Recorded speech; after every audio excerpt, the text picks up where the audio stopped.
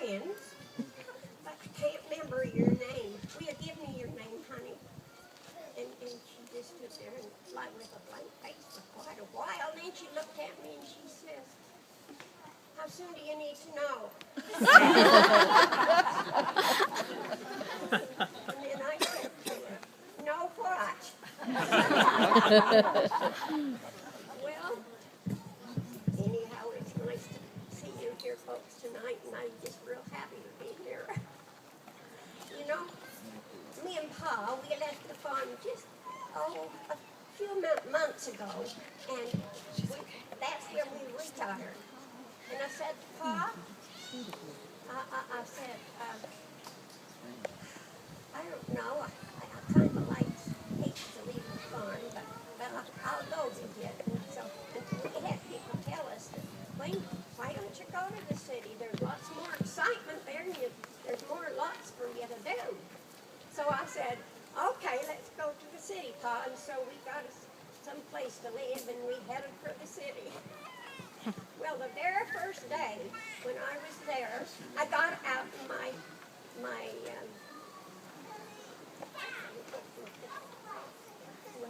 car, and I was on the highway, and I was just going along that there highway, minding my own business, and all of a sudden, I heard these sirens behind me, and I heard just a lot of racket and all these lights flashing, and all of a sudden this police pulled me over to the side of the road, come over to my car and says, lady, I was going to have to give you a ticket. He was driving 80 miles an hour. I says, no, I weren't. Well, maybe I was, but I said, you see that sign, that post up there? Right on it says 80.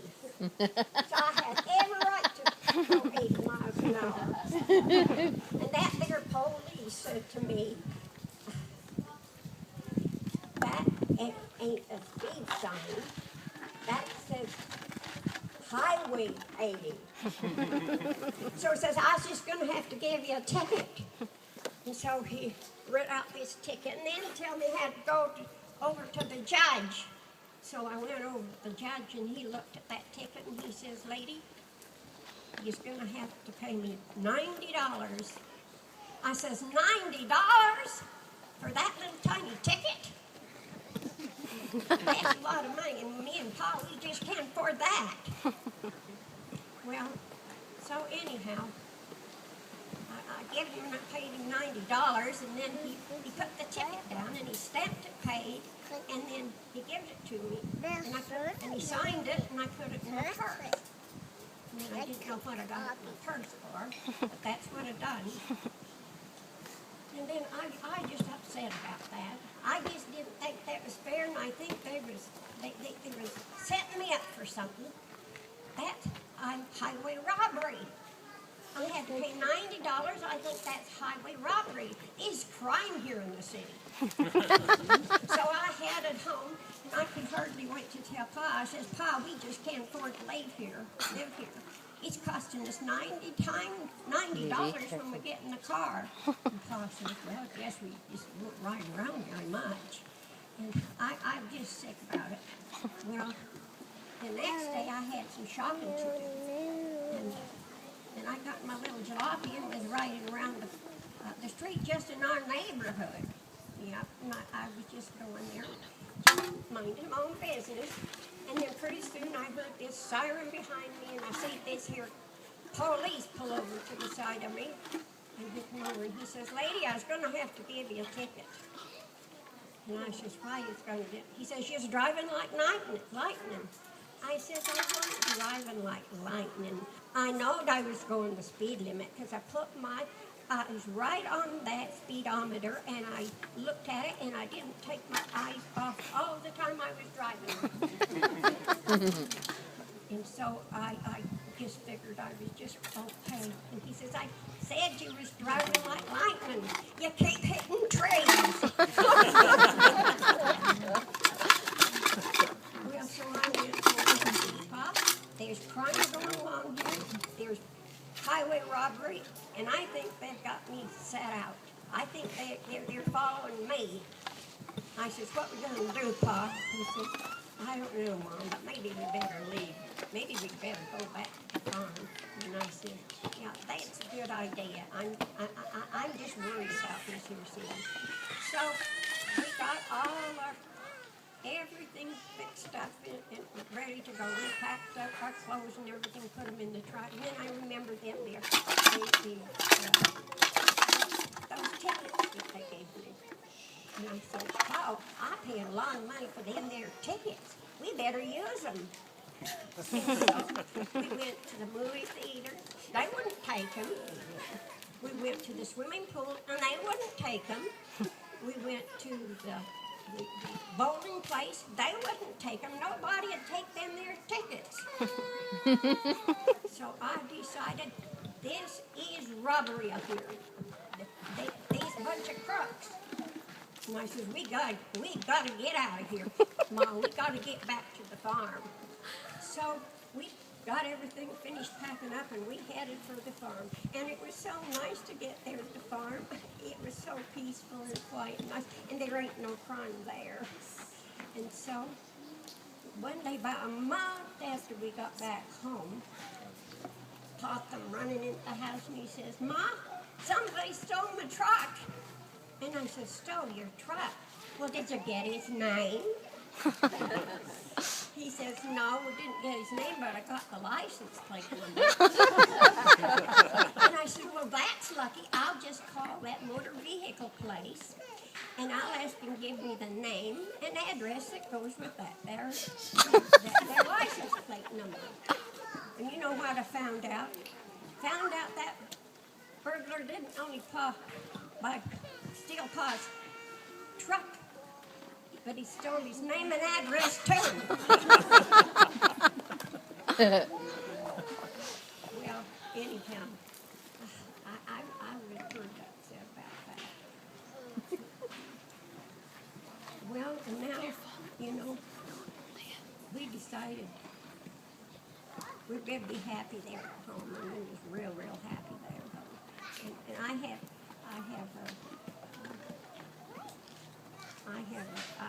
kind of forgot. I wanted to write down some of our experiences. Anyhow, let's see. Oh, yeah, I remember I was getting depressed because Pa lost his truck, and I know he needed the truck. And so I decided I'd just go do a little bit of shopping one day. And while I was shopping, I bought me this here hat. And when I come home, I said to Pa, I says, Pa, I was down in the dumps today, so I bought me this here hat. And Pa looked at me and he says, well, Ma, I figured that's where you found it. My Pa, he don't know nothing about style.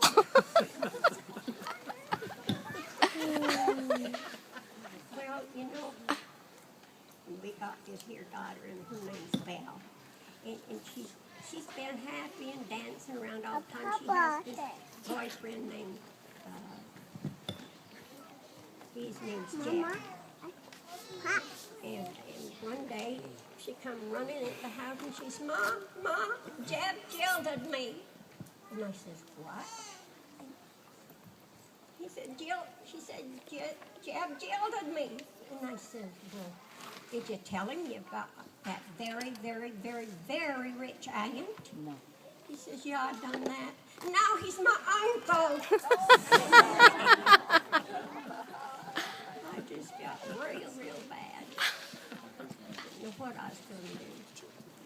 Well, you know, I figured I don't have enough to do, and I figured I got to get some more learning. So I decided I'd go over that there library and get me a library book and read it. And so that's what I done. And I picked one out, and it was about Thomas Edison.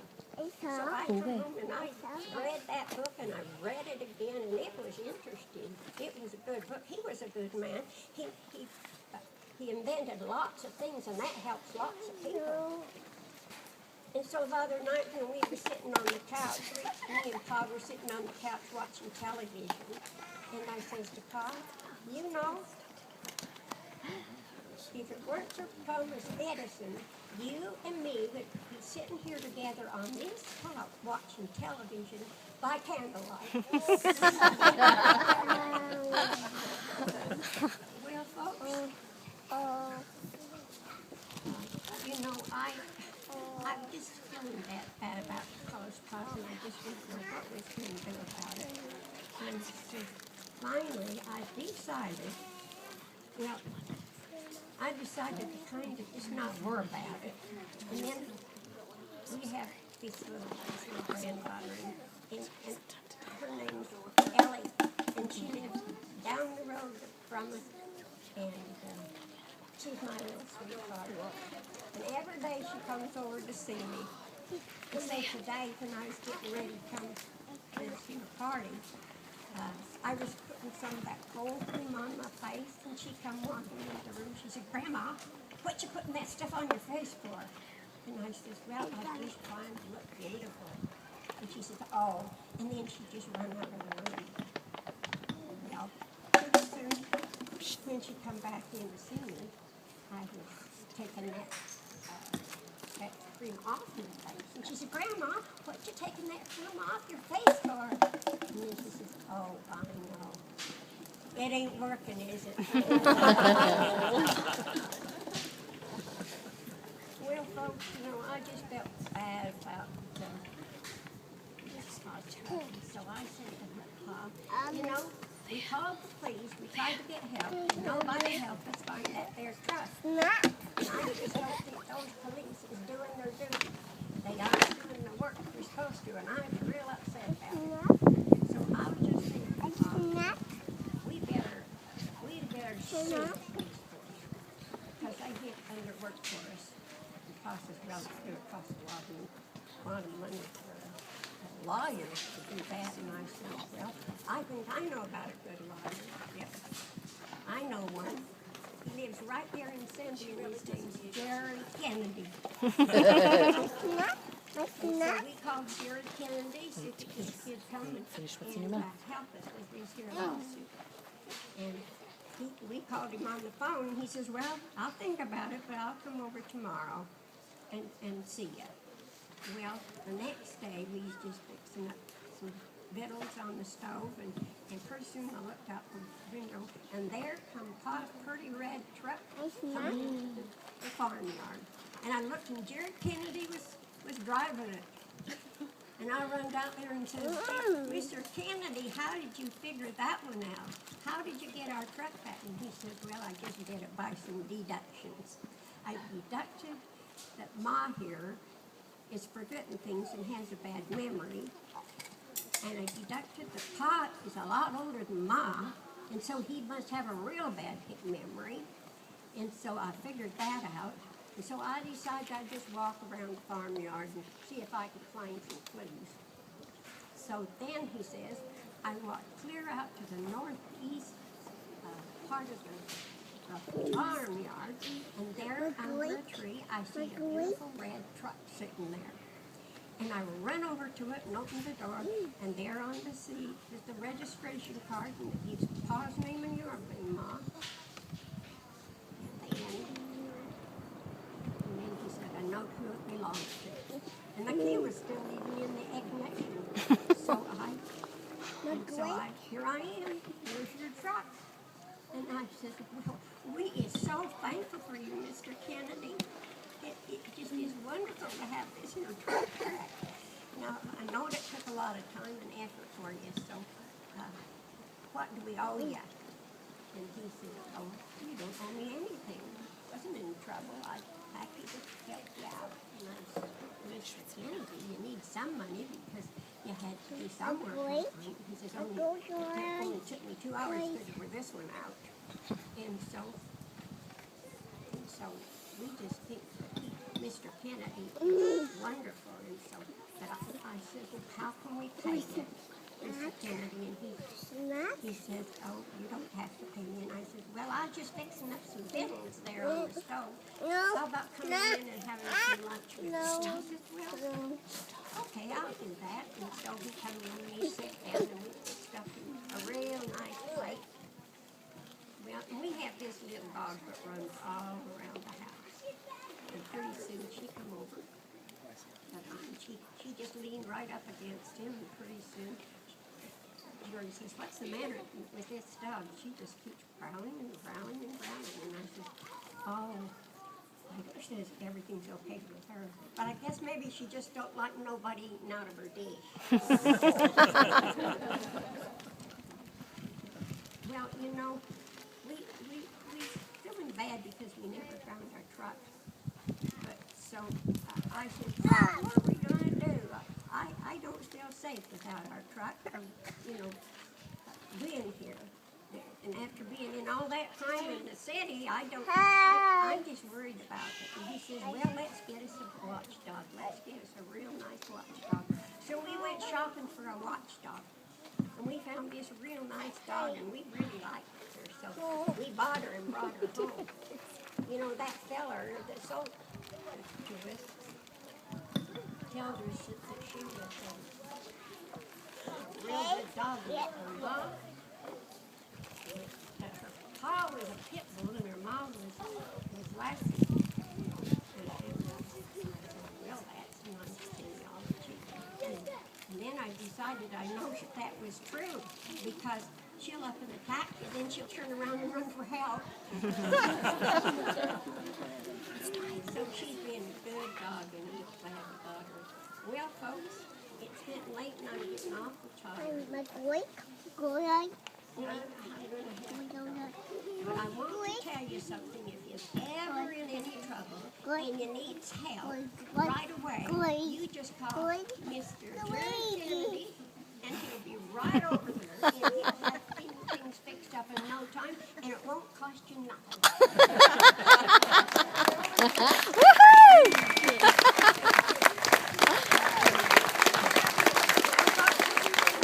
I gotta be going because I got a long ways to drive.